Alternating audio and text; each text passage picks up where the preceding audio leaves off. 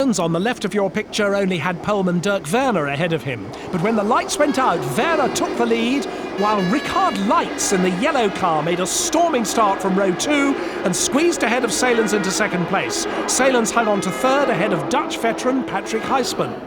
The Austrian Leitz was looking really aggressive, and at turn 2 he tried to go round the outside of Werner, but had to settle for second at this point. At the hairpin, Werner kept a defensive line with Salens behind him, while Christian Menzel went for the middle and hit Heisman. The suspension of both cars was damaged, and a furious Heisman was reduced to shaking his fist at Menzel. Replays showed that Menzel had left his braking optimistically late. Jorg Bergmeister had locked up his wheels too. Werner still led from Leitz and Salens, and the series leader Alex Zampedri was right on the limit. This off-road moment cost him several places. Behind Werner and Leitz, Bergmeister had passed Salens for third, and Uwe Altzen was literally pushing Salens for fourth. Altzen now set off after Bergmeister. Close stuff, this Porsche Supercup racing. Bergmeister wasn't having any, and Altzen, with nowhere to go, looked as though he was going to try and go over the top of him. But he elbowed his way past anyway.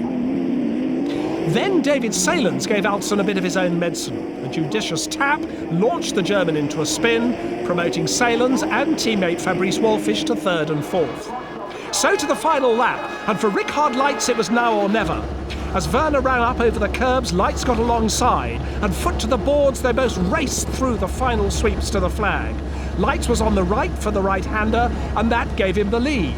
Through the long left, he hung on. With nothing to choose between the cars and performance, what mattered was your position on the road. At the hairpin, Werner went for the inside and took the lead back. Only a couple of corners left now. But into the Sachs curve for the final time, Leitz on the limit nudged Werner from behind. The white Porsche immediately spun and took the yellow one with it.